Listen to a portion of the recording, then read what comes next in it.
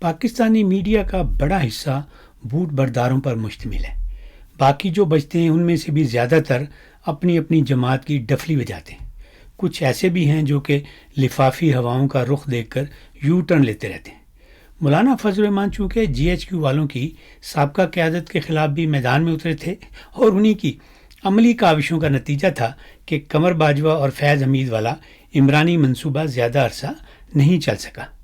مسلم league نون نے بھی اس حوالے سے کافی اہم کردار ادا کیا، لیکن بعد میں انہوں نے بھی وہی راستہ اختیار کر لیا جس کی وجہ سے عمران نیازی پر تنقید ہوا کرتی تھی۔ جرنیلوں کی موجودہ نسل بھی اسی لیے مولانا فضل الرحمان کو پسند نہیں کرتی۔ 26ویں ترمیم کے موقع پر جرنیلی کھچڑی پکنے کے قریب تھی، لیکن یہ مولانا فضل الرحمان تھے جنہوں نے جرنیلوں اور ان کے بوٹ پالشیوں کو اس ترمیم میں سے بہت کچھ نکالنے پر مجبور کر دیا۔ مولانا فضل الرحمان کے اسی کردار کی وجہ سے انہیں پچھلے انتخاب میں بھی بہت ساری سیٹوں پر ہروایا گیا تاکہ وہ پارلیمنٹ میں جرنیلوں اور ان کے بغل بچوں کو زیادہ پریشان نہ کر سکیں۔ اس وقت مولانا فضل الرحمان کے دونوں سابقہ اتحادی یعنی پیپلز پارٹی اور مسلم لیگ نون مکمل طور پر جرنیلی پلڑے میں ہیں۔ پاکستانی میڈیا بھی اپنی مجبوریوں کی وجہ سے ہر وقت مولانا فضل الرحمان کی سیاسی شہرت کو نقصان پہنچانے میں لگا رہتا ہے۔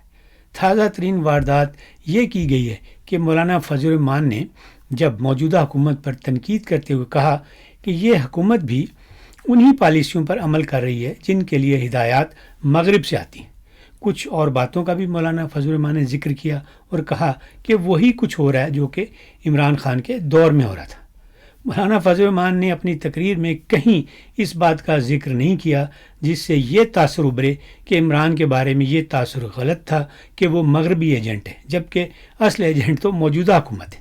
بہرحال میڈیا اور دونوں بڑی سیاسی جماعتیں چونکہ اس وقت چھڑی والوں کے کنٹرول میں، اس لیے ٹی وی چینلز اور اخبارات دونوں میں صرف جرنیلی جھوٹ ہی چھپے گا، لیکن میری دانست میں ان حرکتوں سے مولانا فضل الرحمان کی سیاست اور شخصیت کو رتی بھر بھی فرق نہیں پڑے گا، اور سیاست میں ان کی جو فائر پاور ہے وہ اسی طرح برقرار رہے گی، اور وہ موجودہ یہ جو جرنیلی گٹھ جوڑ ہے اس کے رستے میں مشکلات پیدا کرتے رہیں گے۔ اور اس بات کا اظہار انہوں نے اپنی تقریر میں بھی کر دیا ہے کہ اگر تم پچھلی حکومتوں کی غلط پالیسیوں کو تسلسل دو گے تو ہم نے اس وقت بھی تحریک چلائی تھی اور اب تمہارے خلاف بھی تحریک چلائیں گے۔